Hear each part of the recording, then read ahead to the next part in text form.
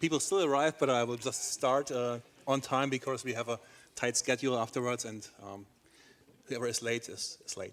I'm Borntraeger. I work for IBM Z, and I'm the maintainer of the S390 or IBM Z backend in KVM, and also for the Linux maintainer, Linux kernel.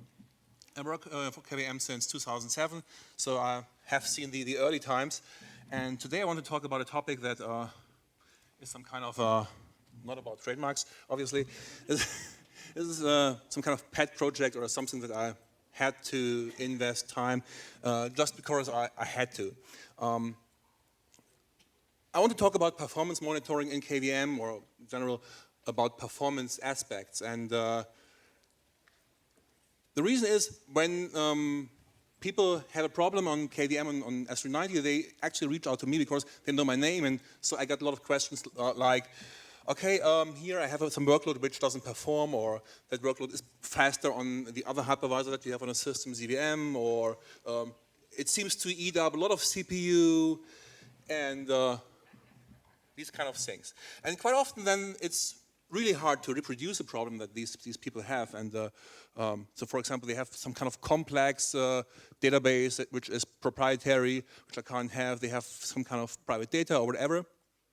So for these kind of cases, I need a way to actually get performance data from their system to my system.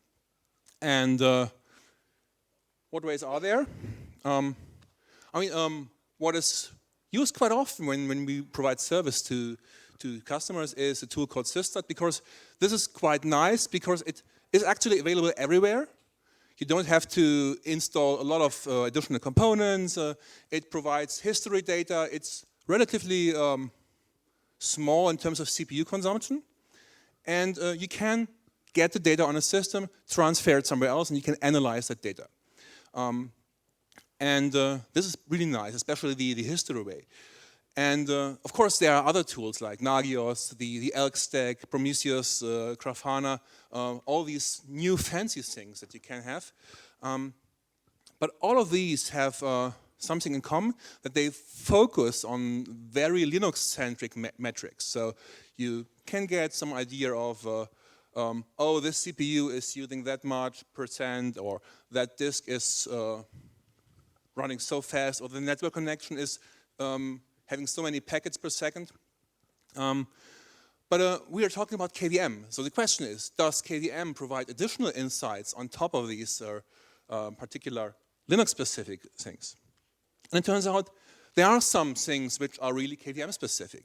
The first thing is, which I call guest time accounting, and this is actually part of the kernel, that when you have a process, and most people are not aware of that, as I learned. A process can have user time and kernel time or system time, and that's what people know. And then there's also the HI or software interrupt, the idle, wait for IO thing. Some people have even seen something called steal, but guest time is something that most people are not aware of. I have here output of sysstat as an example above. This is where I had a host with 14 CPUs, and one guest was spinning up one CPU to 100%, and overall the host had now 7-point-something% of guest usage. There is also a variant for guest nice, because for his historic reasons, or to cope with tools that don't understand that, the guest time is by the kernel also accounted to the user time. So tools that understand that notion have to subtract the guest time from user time to actually come back to 100% in the end.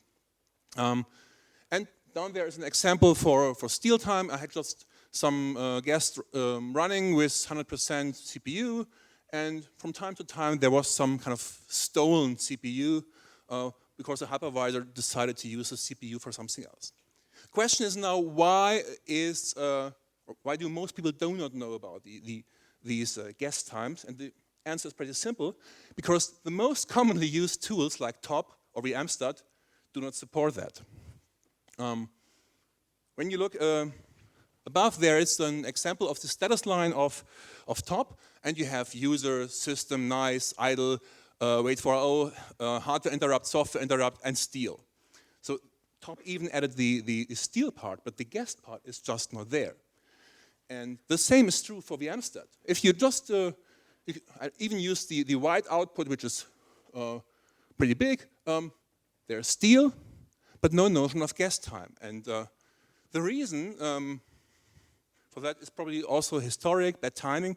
In fact, in 2007, Laurent Vivier, who implemented the kernel part for the guest time back then, actually provided a patch to the proc.ps maintainer back then to add the guest time. But at that point in time, proc.ps was in kind of limbo state in terms of maintainership. The old maintainer was not acting quickly or was rejecting that. So maybe it's actually time to do something about that. And in fact, during the presentation preparation, I actually wrote small patches for top and KTMstart. It took about an hour for each tool because I had to understand the code. But I have something running, so I will start to submit these patches, and let's see what happens then. Hopefully the proc.ps and G maintainers are better off with that kind of change. What else do we have in KVM that is not a typical Linux metric? We do have something that actually gave the name to the presentation, counters in KVM, or KTMstart. We have two types of counters for KVM guests. We have counters that are per CPU, and we have counters that are per virtual machine.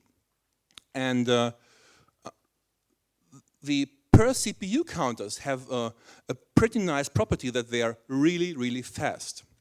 Because this is just an addition in a CPU local cache line.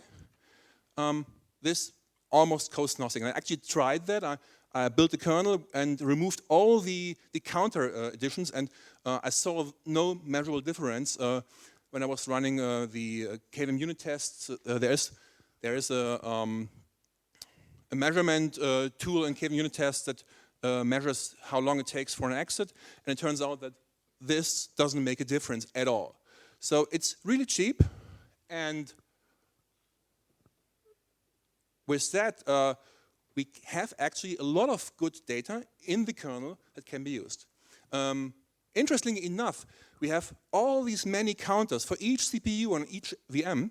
When you then look at the debug.fs, where all these counters are exported, all the counters are basically summed up all together. So you just have a summary counter in the end. This is what you can see here. You have the name of the counters, and when you open that file, it just shows a number. Some while ago, we actually added a new view in debug.fs because the data was already there. It was not that hard. So we now have subfolders which contain the same data for a per guest view. So you can actually look into which guest is causing which exit and how often. And the next question is, what kind of counters do we have? And it turns out that this really, really depends on the architecture. And I noticed three things here. First off, only a tiny subset of these counters are actually used in common code. Mostly the counters that deal with halt, so stopping the CPU for pausing and these kind of things. And we have a large difference in the usage of counters per architecture. So ARM, for example, had only 6 counters, S390, so you now know which architecture I'm working on, and because it's my pet project, has quite a bit amount of counters. And all the others are somewhere in between. And we also have different kinds of counters, and I guess we have lots of counters which have just different names, but actually count the same thing. And I think there's opportunity here to do some kind of renaming so that the same counter name actually matches the same logical aspect. And last but not least, it's always good when you prepare a presentation that at least one patch falls out. I already had the patch for top and KTMstart, but I also found a small glitch in ARM where the common code counters were defined in a structure, so KVM was happily counting them, but it was not exposed in debug.fs. So another patch that just fell out of a presentation, and Mark applied that yesterday or 2 days ago, so at least for that, the presentation was worth to do it. So how can you actually look at these counters? And this is now the sad part. There's only one tool, basically, that makes use of these counters. And that tool is called KVMstat. And it was initially shipped as part of the QEMU KVM fork, as part of the QEMU tree. Then it moved to the QEMU tree. And finally, since we actually have some kind of dependency to the kernel version, this is now shipped as part of the kernel. There are other reasons why this might be good, because as I said, the counters are exported via debugfs, and Greg Rohr-Hartmann doesn't like that a lot. He thinks that nothing should rely on something in debugfs, and Paolo is aware of that, I'm aware of that.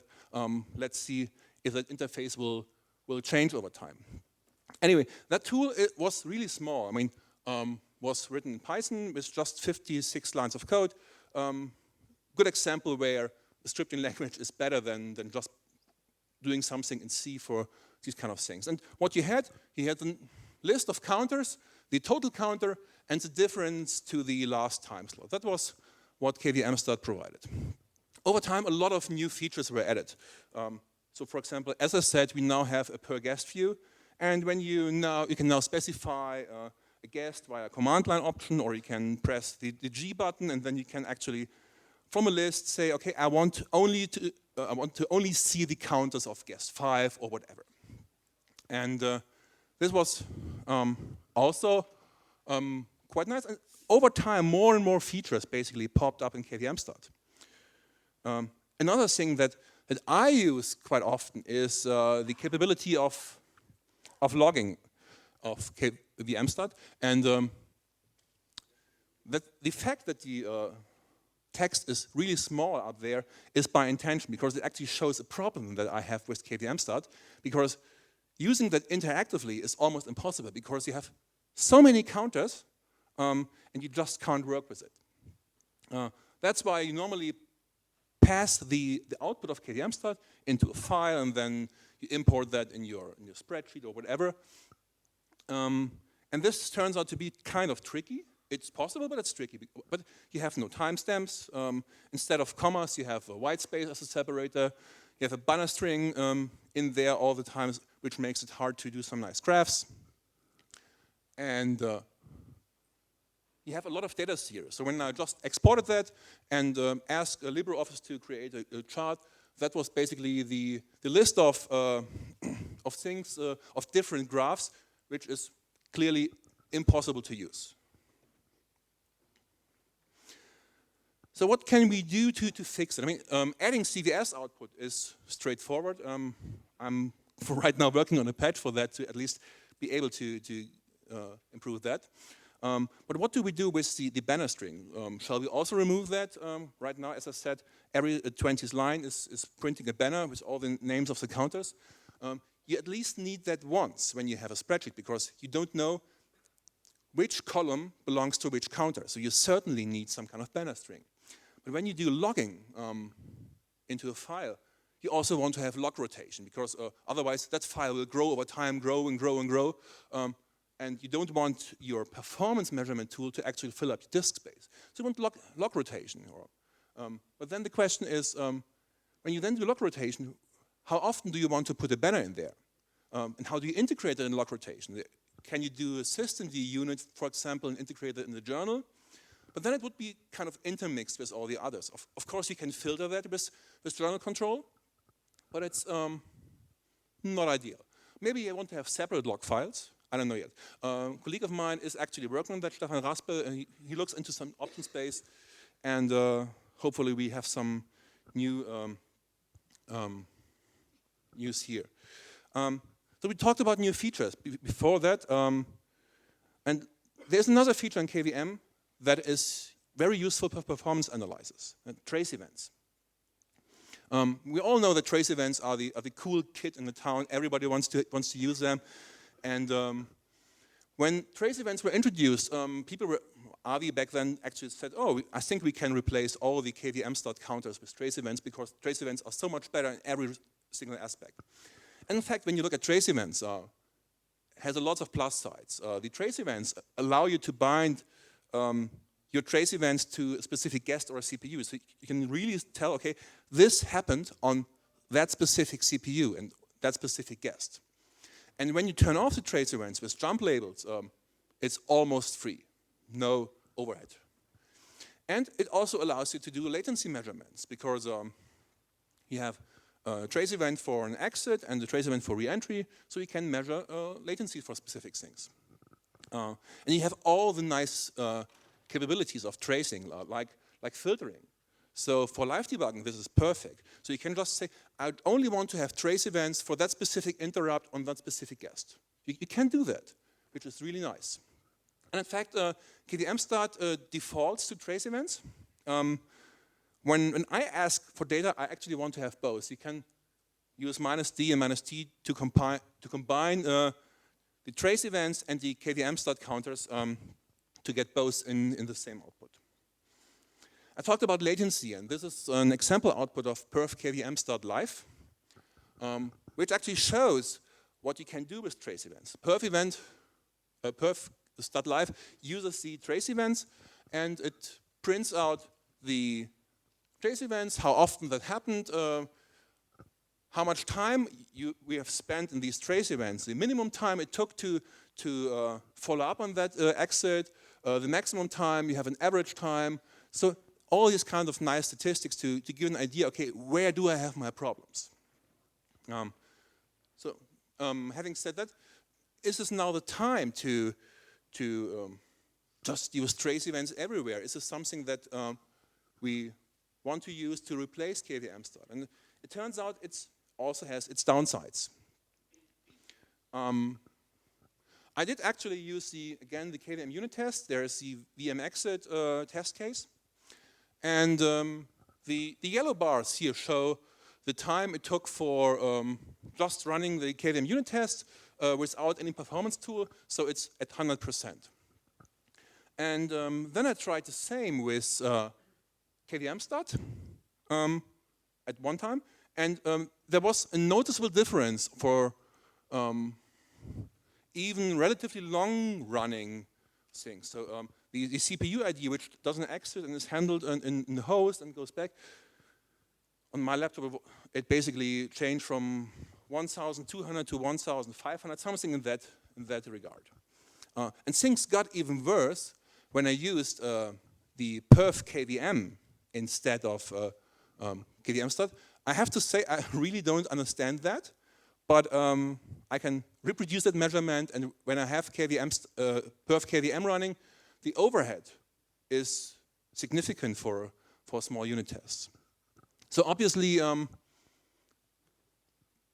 trace events can't be activated all the time because they have their performance cost. And when you want to do performance analysis, you want to be able to work on history data, and you want to see what went wrong and when did something change. So when you, for example, have a database log that shows that at 10 p.m. the database performance dropped by a factor of whatever, you can then correlate that with some history data and say, okay, at that point in time, this changed, so you want to have that. And another disadvantage of trace events is there is some discussion going forth and back all the time if that is an ABI or not. Okay.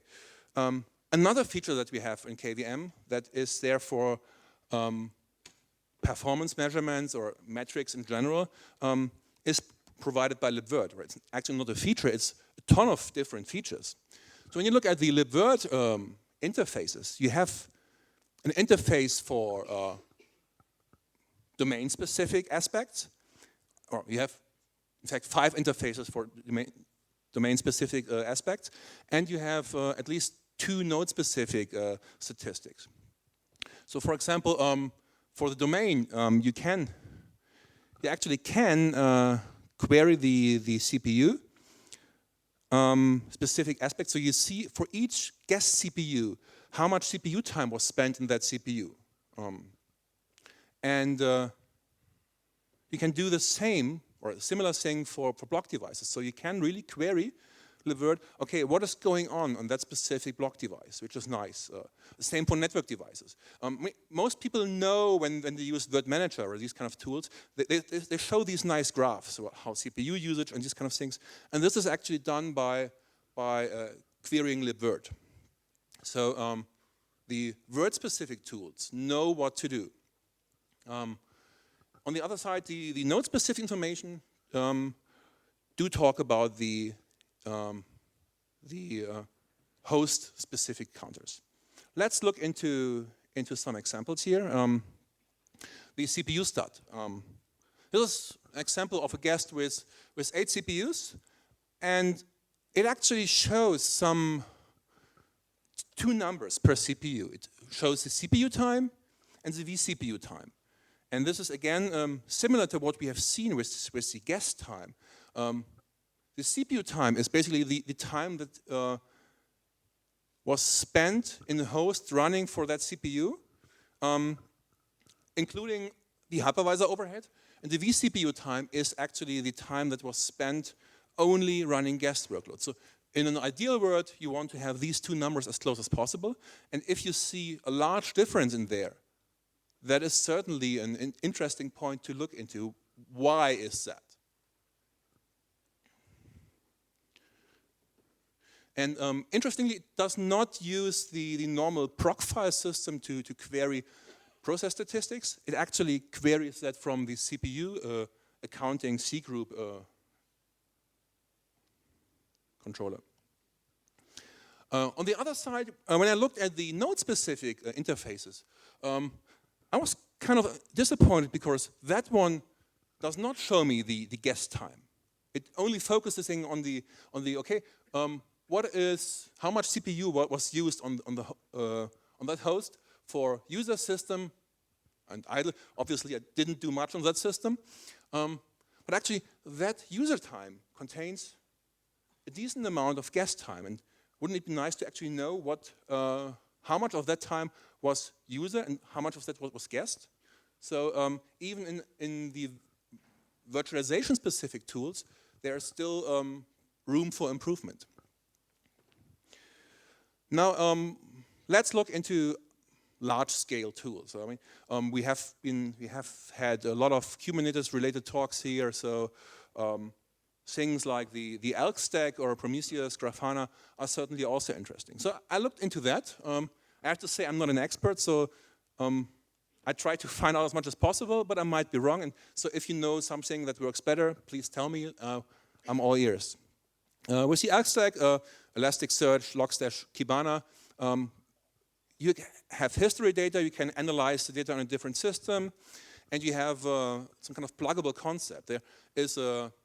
They have so-called beats, which basically are responsible for a specific or domain-specific data, and there's metric beats, which basically collect metrics, and it understands system time, user time, nice time, IRQ time, and so on. Unfortunately, that does not support guest time, guest nice time.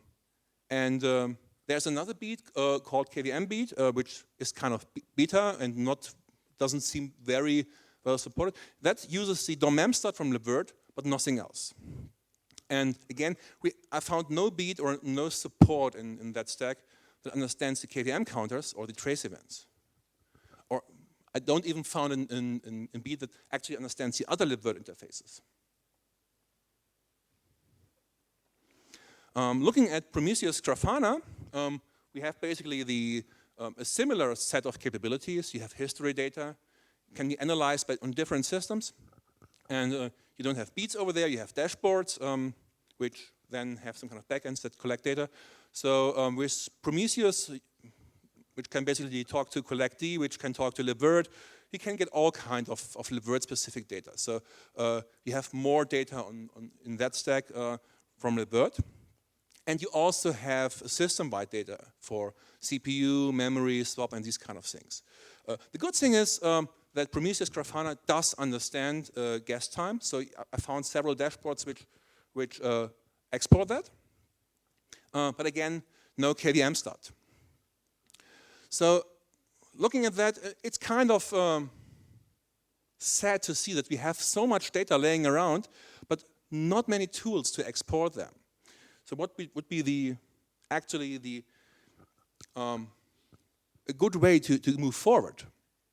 My suggestion is to whoever is doing performance analysis in KVM, please use the interfaces that are there. They really can help you identify things that went wrong.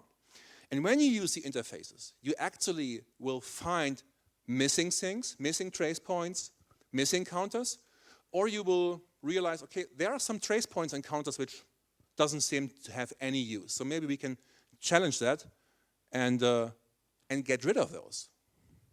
So if you miss something, please extend that interface and write patches. And if you know people that work in these kind of tools, maybe convince them to, hey, we have some nice data, and it seems that nobody is actually using the data.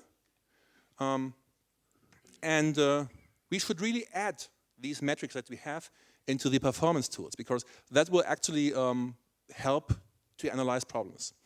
And of course, do what I do today, talk about these things. I mean, obviously KVM produces much more data than people are aware of.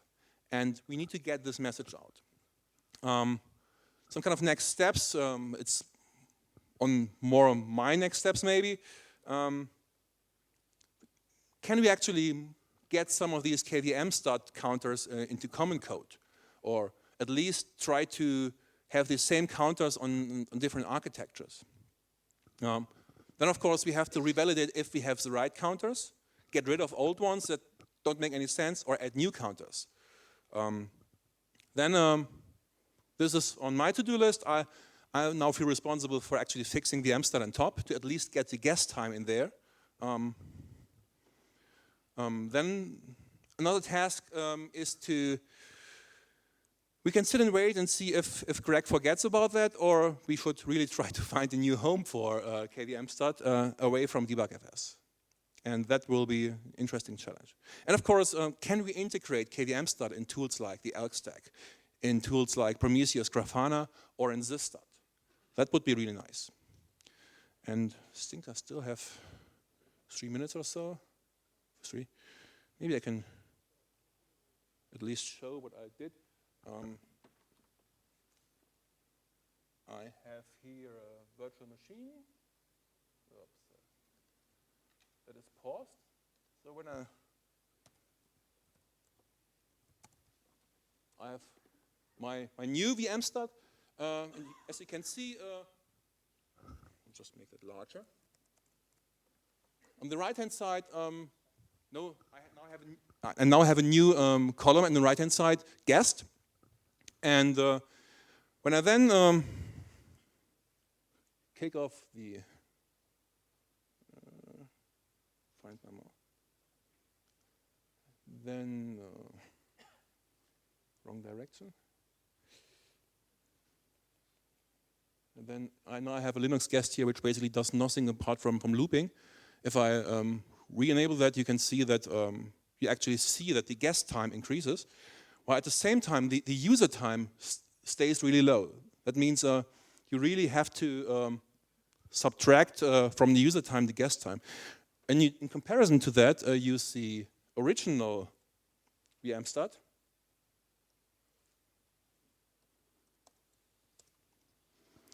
You see the same amount of time accounted to user. But we are running a guest, not a user. And I also fixed top, and this is actually the end of my presentation. There are lots of opportunities for us to fix small things. I mean, working on top and VMstat was about an hour of work, and it will be more work to actually convince a mailing list or Git pull request. But I think we can move something forward for KVM by actually enhancing the existing tools to understand better what's going on with KVM. Thanks.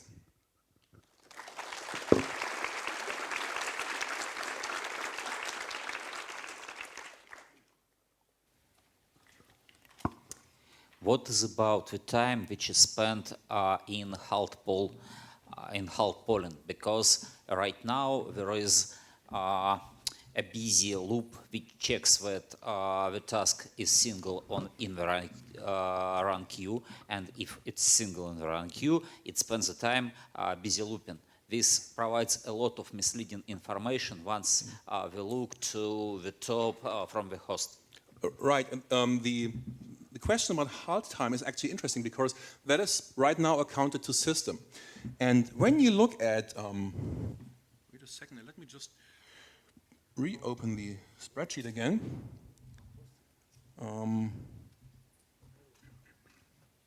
Don't have that here.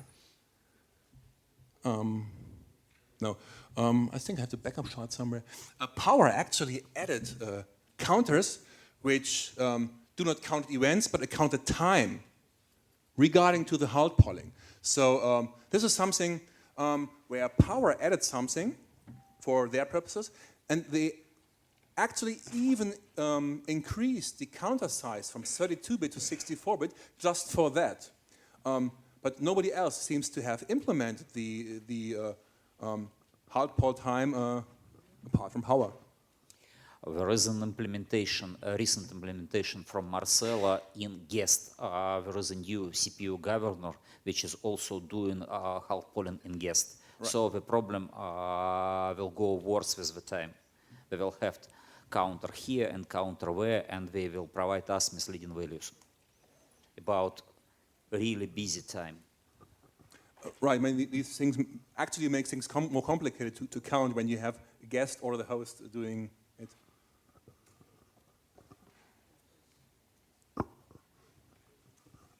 Yeah, so I agree with that this is a perfect opportunity to move more counters to common code, for example, and it can be misleading. I'm not sure I agree that the guest halt polling provides misleading statistics because the user could have always used idle equal poll and just do 100% CPU. But maybe it's not misleading, but at least it's an opportunity to do even better. So anyway, you can see the glass half empty or half full, I guess. Regarding the debugfs, that's of course a known problem, but thanks for pointing out and shaming. And so last year I talked to Steven Rosted about having some kind of statfs, that was the temporary name, which would be providing like the tools to provide this kind of statistics throughout the whole kernel. So things where you can just increment one cache local variable very quickly and then have common code, sum it all together, possibly present the subdirectories and so on. And so it's the thing where probably designing the API is the 90% of the work, and then actually it's probably an easy sell, I think, both because people hate debugfs, rightly so, and because I think people need this kind of information. So it's an easy sell, and it's like somebody really needs to put thought into the API because that's really the hardest part. If you say somebody, then it will certainly happen. Somebody who's talking now, and that's not me.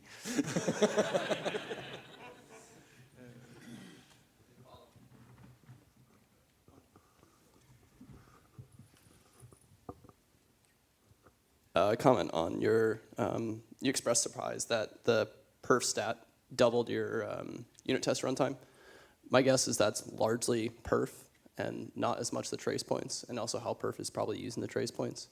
I think you're better off a lot of times enabling only the trace points that are of interest, and then your overhead shouldn't be 2x. Yeah, I mean, that is actually the interesting part. I agree. I saw that as well. And perf KVMstat actually only enables a small set of trace points, while KVMstat is enabling more of them.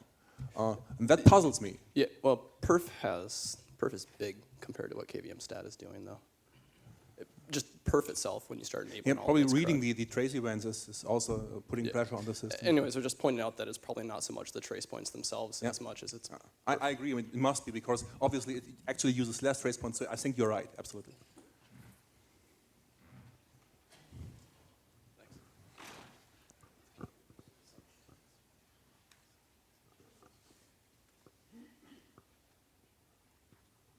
No more questions?